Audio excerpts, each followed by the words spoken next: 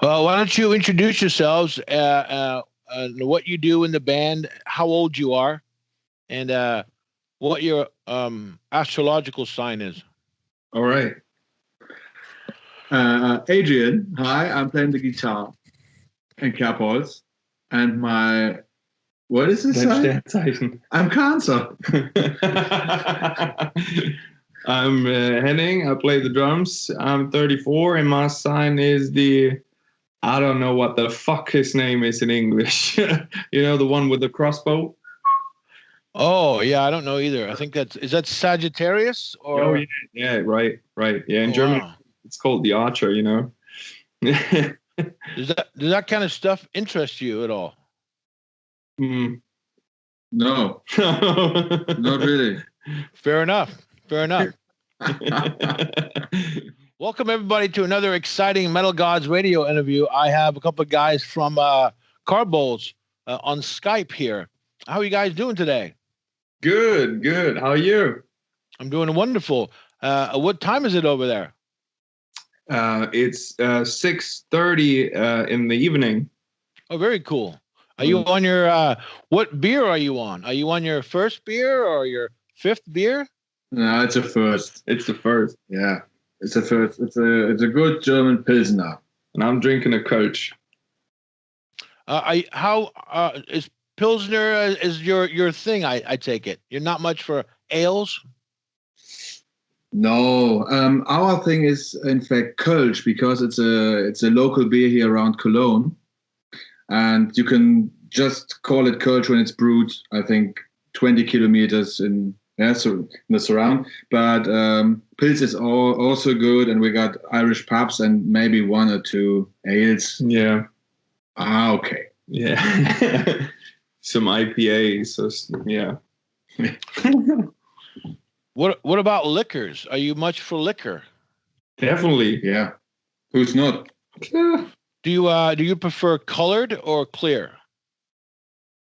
It depends. We do love gin and we do love rum, so both. I know that gin comes in clear and colored. Well, we prefer the clear one. We got our own gin. Yeah. Your own gin? Yes. Yeah. Tell me more about that. It's a guy. He's doing a small distillery here in town, and he came to us and said, "Hey, you really love to drink gin, and I'm making gin, so let's work together." And then we thought, okay, how can we create our own gin? And we put some crazy stuff like Süßholz. I don't know. It's sweet wood. Translated, it's sweet wood. Yeah. It's like lakritz.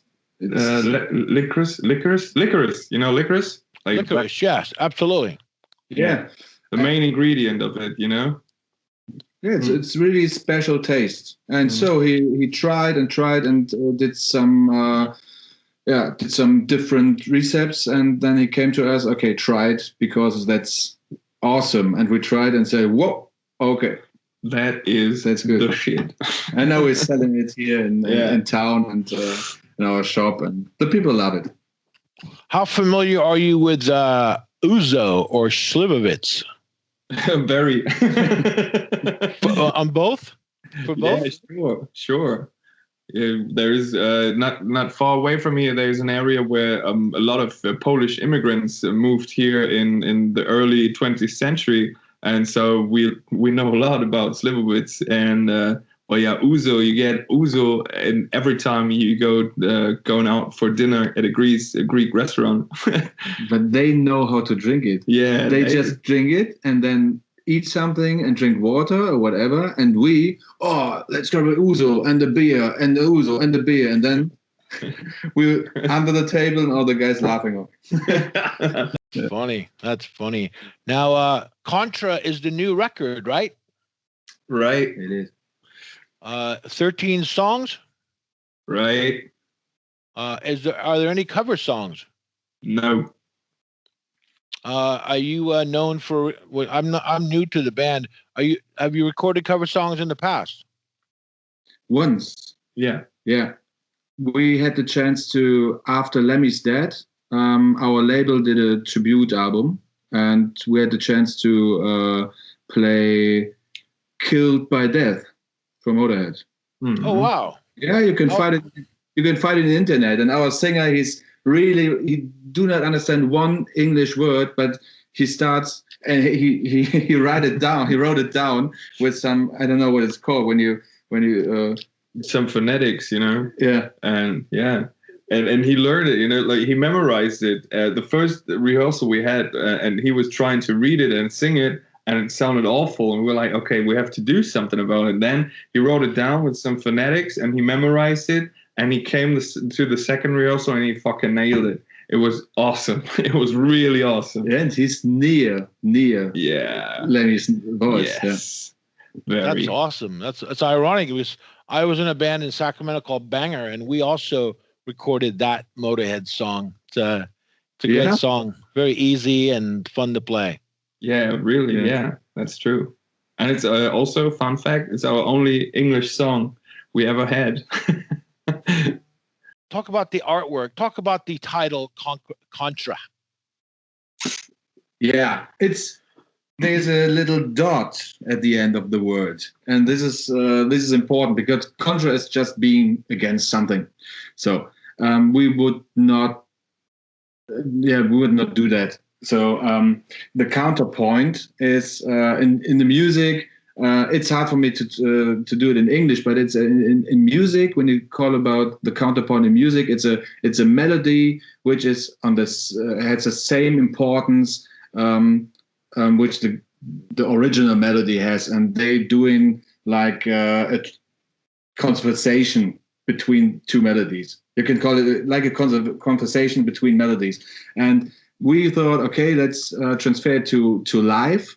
And what does it mean for us? It means the counterpoint is okay, you can be against something, but you have to get in a dialogue with somebody else who has a different opinion or whatever. Yeah, and it's all about dialogue and talking to each other and being respectful to each other. And this is the meaning for us from of counterpoint.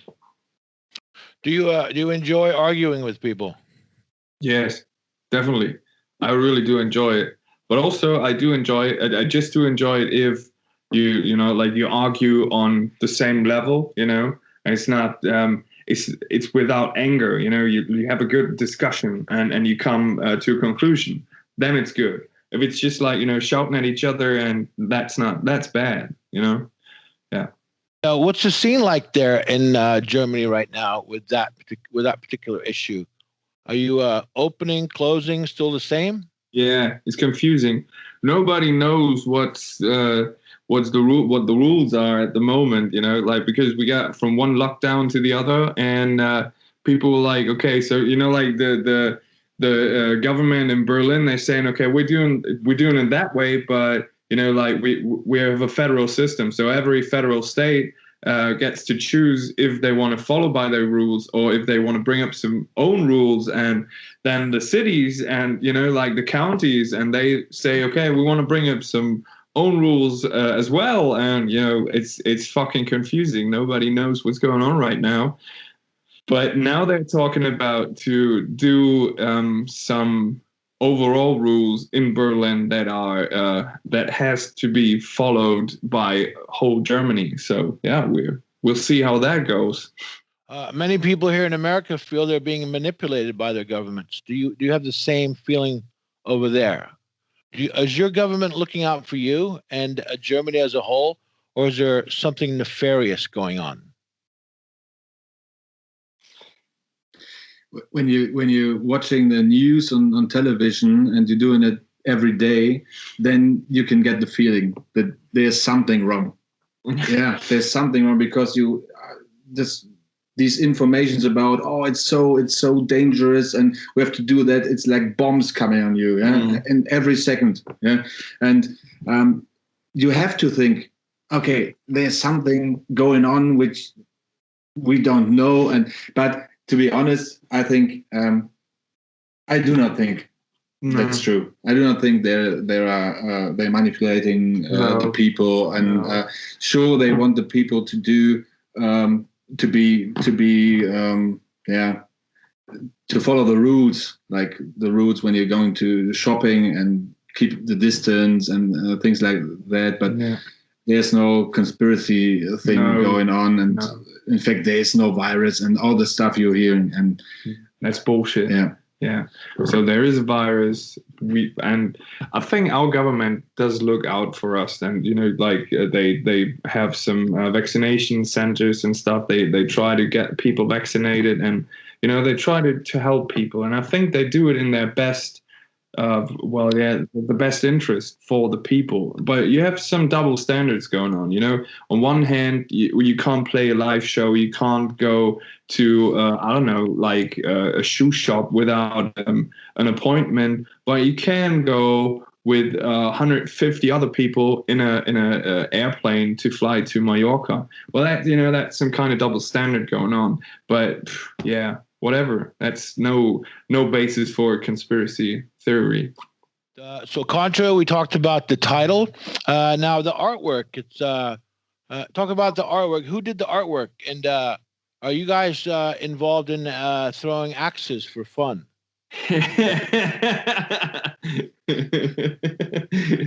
Yes. Oh. It's me. I did the artwork. I'm doing it since beginning of the band. I'm doing graphic and at my job now I'm doing other stuff for the band and the shirts and the artwork, and it's good for us because I know what the guys like, and I know what I like, and it's not so expensive for us. So it's good.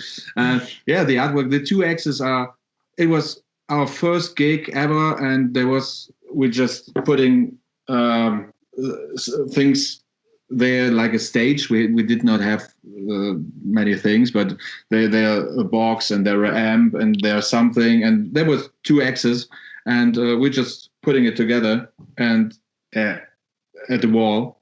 And after that we saw a picture and we said, oh, that's a cool sign, these 2 axes. It was an accident, so we did that, and now it's we're just not writing KÄRBHOLZ anymore. We're just putting 2 axes on something, and the people know what's inside. Yeah. And the rest of the artwork is like small hints to the different songs. There are 2 swans, like the Black Swan, der schwarze Schwan. There is the lantern. There is 2 dogs, which is one song, and it's going on like this. That's cool. And I know that I had mentioned axe throwing. I know that here in America, axe throwing, and actually axe throwing and drinking seems to be a popular social. There are bars with axe like dartboards. Is that the same thing over in Germany as well? No, people are drinking and throwing axes. It's not. But 2 years ago, I was on Bali. And there was an American bar, and this guy did exactly that. And there I learned throwing axes on a wall after drinking 1 bottle of whiskey. Yeah. But when we would open a bar, we'd do that. Yeah. Yeah, that would be definitely a thing in our bar. Yeah. Well, so unfortunately we do not have any bars in Germany where you can throw axes after drinking, because our laws would be too strict about that. Sure. You know, we live on the countryside, so we do it for fun, anyways. Yeah, you can try to do it in Berlin. Yeah, let's see what the people do with the axes. Now, do you write over time for an album, or do you write within a specific time frame? So basically, we do not have a specific time frame, but here Adrian is the creative mastermind behind all our songs, and he has such a massive output that we were able in the last decades to put out an album every 2 years. So we're living up to that standard, kind of. Well, we do not have a specific time frame that we say, okay, we have to do it every 2 years. If we can do it in 2 years, that's fine. You know, like if we say, okay, we're fine with the record that we just put together, you know, and we all four have to be fine with it. If we like it and feeling comfortable with it, then it's good. Then we put it on the market and we put it out. If not, we put some more work into it and take some more time, you know. But now we got time. Yeah, we got time, plenty of time, because there are no live gigs and so on. And so we decided to go to work again. Yeah, and just let it flow. Yeah. Let's see what happens. So we might undergo that time frame this time, by I don't know how short. And you started out almost 20 years ago. How do you compare the positives and the negatives from 2003 to 2021? We were definitely younger and fresher. The hangover did not last as long as they do nowadays. Yeah, and we had more live gigs. but maybe next year we're getting better again. Yeah. Hopefully. It's completely different time. We started as just, okay, let's do some music together, and we'll never be a band who anybody wants to listen to. We'll never be a band who is playing the instruments well, but we get a couple of free beers when we do it, so let's do it. And it's fun to meet up one time a week and just drink and doing what you love to do. And that's what it was like the first 6-7 years. I don't know. After that, we began to understand, oh, there are people who want to listen to us, and maybe we're not that bad. We're thinking, and okay, let's be a bit more professional. Let's try to be a bit more professional, but that's not so far away. But, so complete different view on this band for me. Yeah, it's like, totally, definitely.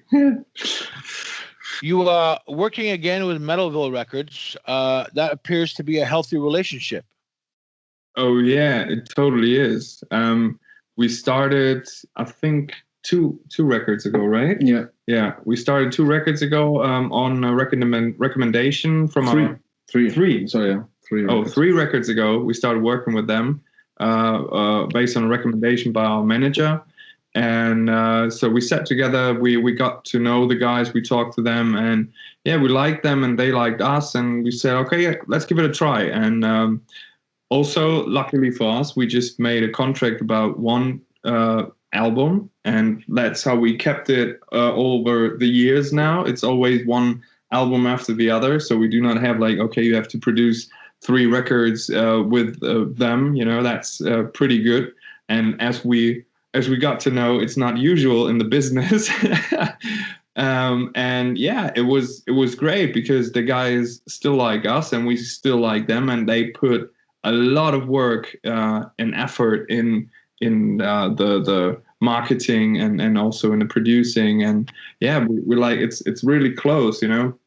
We talk to them on the phone. We meet up with them on a regular basis, and it's kind of familiar, you know. It's like kind of little family, and it's awesome. Yeah, and we had offers from bigger companies, but we decided to go to them because they are a small company. You can talk to them. You're not just a number. You know each other, and they want to do it well. And they let us go, so we can do what we want to do and when we want to do, and that's important for us to not give it all away, all the decisions and whatever. And you would do it when you go into a big company, would give away many of your freedom. And they want to have part in the creative work, you know, and they want to have influence on the creative part of the work. And we said we don't want to have that, you know, because we don't want to have we once met up with a guy who was wearing, he was wearing a pink fucking shirt, and we went to a fancy restaurant and shit. And you want a guy like that tell you something about rock and roll? Hell no, And we don't want to have a guy like that tell us how we do rock, how we do rock and roll, how we play our music, or how we film our videos and something like that. So we said no, we want to have it in our own hands, and we want to have the most control over our publications that we can get, and still have. Yeah, and we thought, okay, maybe it will take a longer time to get 1,000 people to your gig, but if you can look into the mirror and said, okay, it's our work, it's our work, and there was nobody, paying for it, yeah. Do you guys play all over Europe, or is it mostly festivals in Germany? Well, most of the gigs, when we have gigs, it's in Germany, but or in German-speaking countries like Austria and Switzerland. But we had in 2019 the release tour for the last album. We had our first gig in the Netherlands, and that was awesome. It was really awesome because the people were really nice. The club, it was a 300 people's club. And if you go to a club that size in Germany, it sucks because it's dirty and it has like really shitty PA and stuff like that. And that club was tidy as hell, and the people were nice, and the catering was awesome, and the crowd was amazing. And we love to play more in non-German speaking countries, but we'll see. First of all, we want to have live gigs at all again. Right. Come to you. Yes. Yeah. Invite us. Come to the States. Yeah, I'd be happy to book you. I'd be happy to book you here. Yeah, we would love to come over. How has the vision of the band changed since it was formed? And how do you explain almost 20 years as a band? Friendship.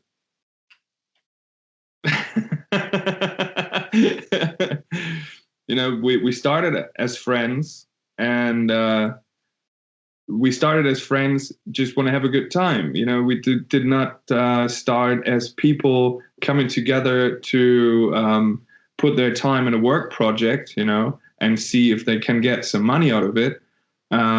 So we stayed friends all over the years, and we still are friends. And that is very important, because like if we do have an argument, which happens every once in a while, but luckily not so often, but if we have an argument, then we can talk about it, and we talk it out, and everything's good. We'd sit down, drink a couple of beers, and then a couple of beer more, and talk about it, and everything's fine. And that's why we're still together. Do you remember your first slam dancing time? What is slam dancing? Slam dancing? What's that? Do you call it moshing over there? Oh yeah, you mean like pogo? Pogo, okay, yeah. When in the circle, you in the circle and dancing around in the circle. Yeah. Almost violent. Do you remember your first couple of times doing that? Sure. You mean in front of the stage? In front of the stage, dancing around in the circle. Yeah. I broke my ribs. I think on the first time. The first or the second time I broke a rib. Yeah. I was really, really drunk, and there's a photo of me in a white shirt covered with mud and like this, and I was just seeing the woman from the emergency service and say, "Hey, baby," like this. Yeah. I was going after him. I was looking after him. I was really concerned because he was fucked up. I was looking after him. He sat there on the ground, in the emergency area, and he was like, "Can you get me that girl's number? She's so cute." I was like, "Okay, he's all right. He's all right." Does he when he gets drunk, does he tell you that he loves you? We tell each other all the time. Okay, all right. It's a telltale. But then we love each other again. It's a back and forth thing,